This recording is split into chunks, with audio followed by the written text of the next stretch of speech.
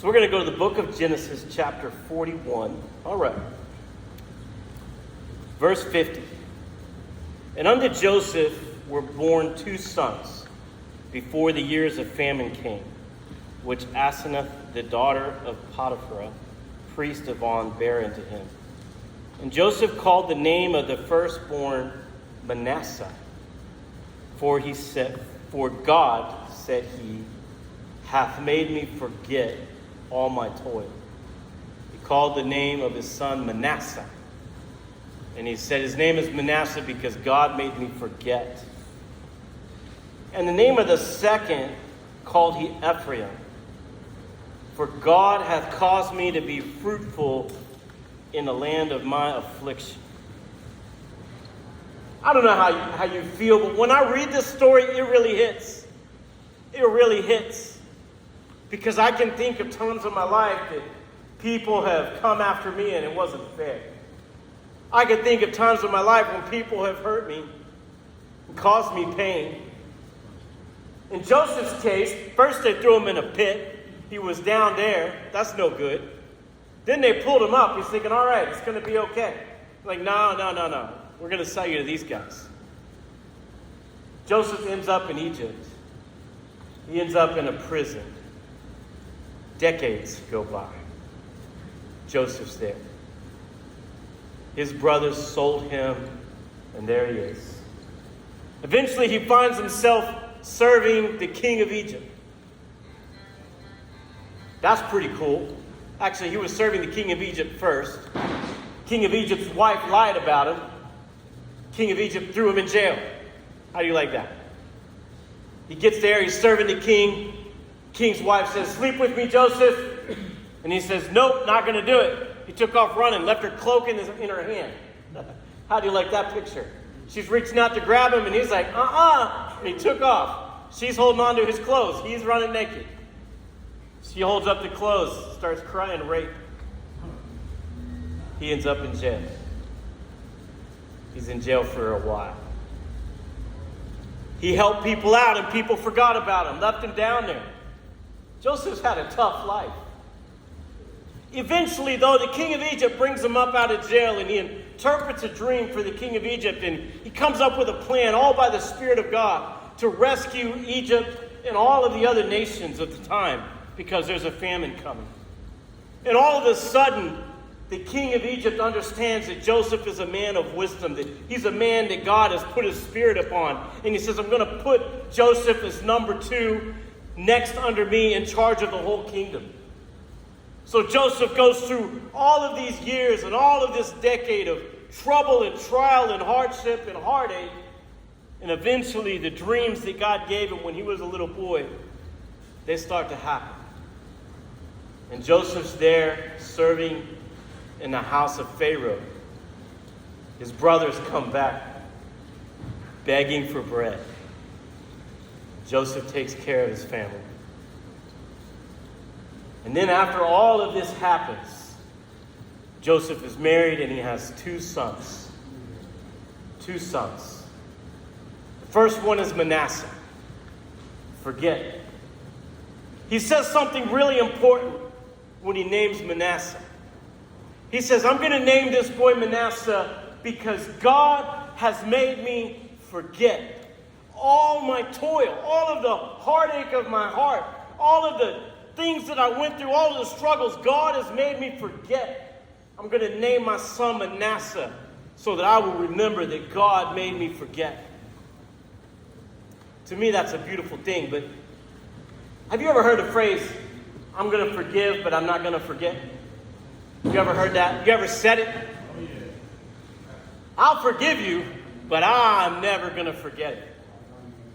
Or maybe some of you have been like, I ain't going to forgive ever. I'm holding on to this thing. You hurt me. You tore me up. I will never forgive. I will hate you till I die. That might be the attitude in some of your hearts towards people who have hurt you. I'm not going to forgive. I'm not going to forget. But something happened to Joseph down there in that dungeon. The Bible doesn't tell us when, it doesn't tell us how, but Joseph says this thing. He says, God made me forget. God. Now, when I was a younger man and I read this story, you know what I thought made Joseph forget? You know what I thought it was? I thought it was success that made Joseph forget. I thought that Joseph forgot all of that bad stuff because all of a sudden he's sitting on a throne. All of a sudden he's got a nice house, and he's got a nice wife, and he's got a nice life going on, and he's got children. I thought Joseph forgot all of that pain because he achieved some success. But if you listen closely to what Joseph said, it's not what he said. Joseph said, God made me forget. Somehow in an encounter with God, meeting with him, crying out to him, God touched Joseph's heart. I don't know how many of you have carried these types of things, have carried this type of hurt. I know in my life I've carried some stuff. And you know what I know? I know that sometimes I've carried stuff and it's impacted me and impacted me and impacted me. That it's damaged my relationships, that it's damaged the things that I've tried to do because I'm holding on to this thing. Because it weighs on my soul and it brings me down. I don't think when Joseph says God made me forget, I don't think that Joseph is saying, I don't remember what happened to me. It's not what he's saying. Because he knows what happened to him. What he's saying is the weight that was on my soul, that was dragging me down, that kept me hurt, that kept me carrying this thing, that is gone. I don't have the weight of that memory. I know what happened to me, but that memory is not weighing on my soul. It's not weighing on my life. It's not bringing me down. God has removed that from me. I've forgotten. Joseph said, God met with me. God healed with me. And I've forgotten. I don't carry that anymore. What a beautiful thing that God could do that for you and me. That God could touch our heart in such a way that hurt that's deep in there, that you hide it from everybody. You're a man, right? You don't let people see those tears. You don't let people see what's going on deep in there, but it's there. And you're holding on to that thing. My God can touch your soul. My God can heal that thing. He's healed it in my heart. He's healed it in my heart. I remember all of those things.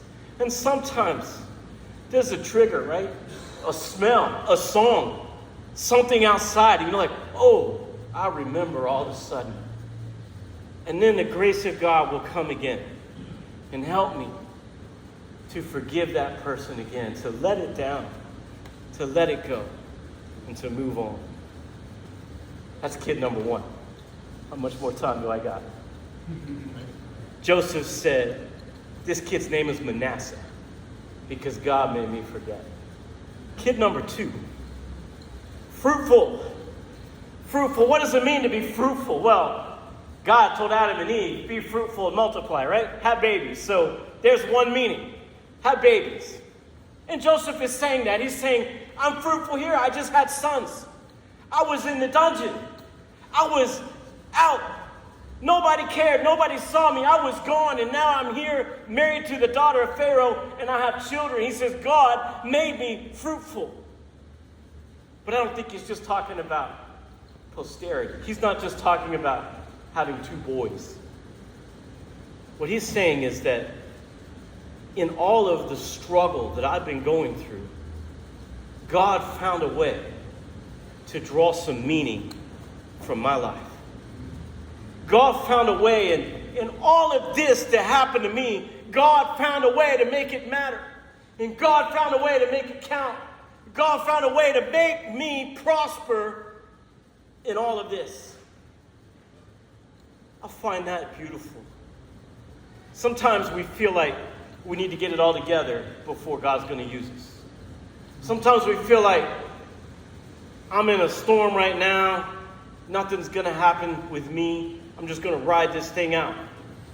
That's not what God did with Joseph. Right in the middle of all of that, God was working in Joseph's life. You know what he said? He said to his brothers, he said, you didn't send me to Egypt as a slave.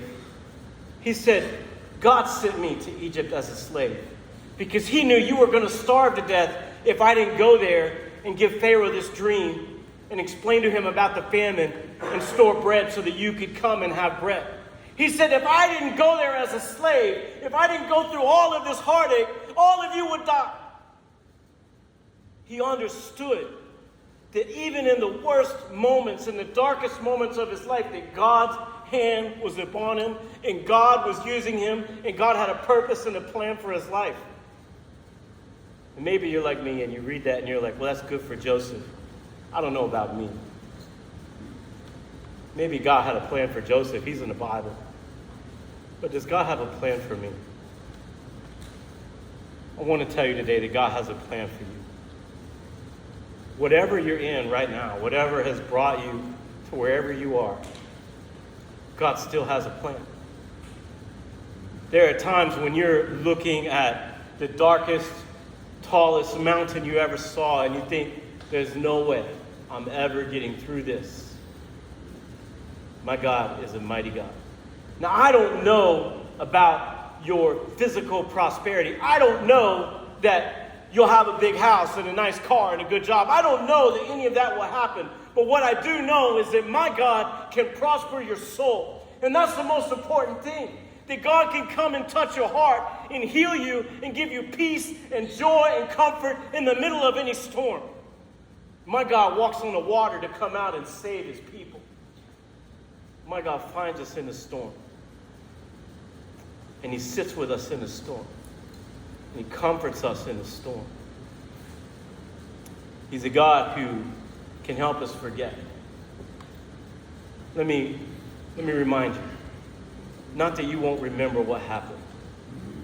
But that weight that you wake up with of just being bitter towards somebody. Of just holding that grudge. That grudge is like an anchor to your life. It's keeping you from moving. It's keeping you from going forward. God can cut that anchor off. God can heal your heart. And God can take all of the mess and still give you some meaning and value. He can make you fruitful. He can do something with your life.